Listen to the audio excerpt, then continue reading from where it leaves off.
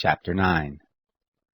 Abimelech the son of Jerubbaal went to Shechem to his mother's brothers, and spoke with them, and with all the family of the house of his mother's father, saying, Please speak in the ears of all the men of Shechem, whether is it better for you that the sons of Jerubbaal, who are 70 persons, rule over you, or that one rule over you? Remember also that I am your bone and your flesh. His mother's brothers spoke of him in the ears of all the men of Shechem all these words, and their hearts inclined to follow Abimelech, for they said, He is our brother. They gave him 70 pieces of silver out of the house of Baal-berith, with which Abimelech hired vain and light fellows who followed him. He went to his father's house at Ophrah, and killed his brothers, the sons of Jerubbaal, being 70 persons, on one stone. But Jotham, the youngest of Jerubbaal, was left, for he hid himself. All the men of Shechem assembled themselves together, and all the house of Milo, and went and made Abimelech king, by the oak of the pillar that was in Shechem. When they told it to Jotham, he went and stood on the top of Mount Gerizim, and lifted up his voice, and cried, and said to them, Listen to me, you men of Shechem, that God may listen to you. The trees went forth one time to anoint a king over them, and they said to the olive tree, You reign over us. But the olive tree said to them, Should I leave my fatness, with which by me they honor God and man, and go to wave back and forth over the trees? The trees said to the fig tree, You come and reign over us.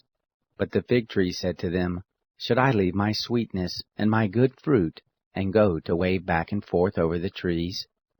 The trees said to the vine, You come and reign over us. The vine said to them, Should I leave my new wine, which cheers God and man, and go to wave back and forth over the trees? Then said all the trees to the bramble, You come and reign over us. The bramble said to the trees, If in truth you anoint me king over you, then come and take refuge in my shade, and if not, let fire come out of the bramble, and devour the cedars of Lebanon. Now therefore, if you have dealt truly and righteously, and that you have made Abimelech king, and if you have dealt well with Jerubbaal and his house, and have done to him according to the deserving of his hands, for my father fought for you, and risked his life, and delivered you out of the hand of Midian, and you are risen up against my father's house this day, and have slain his sons, 70 persons on one stone, and have made Abimelech, the son of his maidservant, king over the men of Shechem, because he is your brother. If you then have dealt truly and righteously with Jerubbaal, and with his house this day, then rejoice in Abimelech, and let him also rejoice in you. But if not, let fire come out from Abimelech, and devour the men of Shechem, and the house of Milo, and let fire come out from the men of Shechem, and from the house of Milo, and devour Abimelech. Jotham ran away and fled, and went to Beer, and lived there, for fear of Abimelech his brother. Abimelech was prince over Israel 3 years. God sent an evil spirit between Abimelech and the men of Shechem, and the men of Shechem dealt treacherously with Abimelech, that the violence done to the 70 sons of Jerubbaal might come, and that their blood might be laid on Abimelech their brother who killed them, and on the men of Shechem, who strengthened his hands to kill his brothers. The men of Shechem set liers in wait for him on the tops of the mountains, and they robbed all who came along the way by them, and it was told Abimelech. Gaal, the son of Abed, came with his brothers, and went over to Shechem, and the men of Shechem put their trust in him.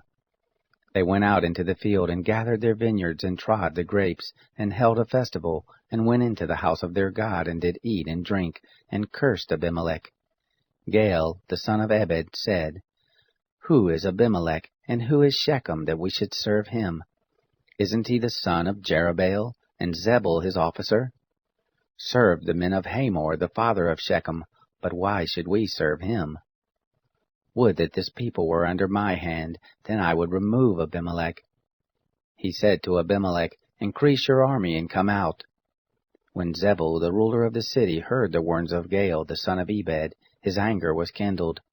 He sent messengers to Abimelech secretly, saying, Behold, Gaal, the son of Ebed, and his brothers are come to Shechem, and behold, they constrain the city to take part against you. Now therefore, Up by night, you and the people who are with you, and lie in wait in the field. And it shall be, that in the morning, as soon as the sun is up, you shall rise early and rush on the city, and behold, when he and the people who are with him come out against you, then you may do to them as you shall find occasion. Abimelech rose up, and all the people who were with him by night, and they laid wait against Shechem in 4 companies. Gaal, the son of Abed, stood in the entrance of the gate of the city. And Abimelech rose up, and the people who were with him from the ambush. When Gaal saw the people, he said to Zebul, Behold, there come people down from the tops of the mountains. Zebul said to him, You see the shadow of the mountains as if they were men. Gaal spoke again and said, Behold, there come people down by the middle of the land, and one company comes by the way of the oak of Maonanim. Then said Zebul to him, Where is now your mouth that you said, Who is Abimelech, that we should serve him? Is this not his people that you have despised? Go out now, I pray, and fight with them. Gaal went out before the men of Shechem, and fought with Abimelech. Abimelech chased him, and he fled before him, and there fell many wounded, even to the entrance of the gate. Abimelech lived at Aramah, and Zebul drove out Gaal and his brothers, that they should not dwell in Shechem. It happened on the next day, that the people went out into the field, and they told Abimelech. He took the people and divided them into 3 companies, and laid wait in the field. And he looked, and behold, the people came forth out of the city. He rose up against them and struck them. Abimelech and the companies that were with him rushed forward, and stood in the entrance of the gate of the city. And the 2 companies rushed on all who were in the field, and struck them. Abimelech fought against the city all that day, and he took the city, and killed the people who were therein, and he beat down the city and sowed it with salt. When all the men of the tower of Shechem heard of it, they entered into the stronghold of the house of Elbereth. It was told Abimelech that all the men of the tower of Shechem were gathered together. Abimelech got him up to Mount Zamon, he and all the people who were with him. And Abimelech took an axe in his hand, and cut down a bow from the trees, and took it up, and laid it on his shoulder.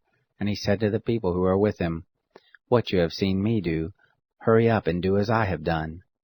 All the people likewise cut down every man his bow, and followed Abimelech, and put them to the stronghold, and set the stronghold on fire, so that all the men of the tower of Shechem died also, about 1,000 men and women. Then Abimelech went to Thebez, and encamped against Thebez, and took it.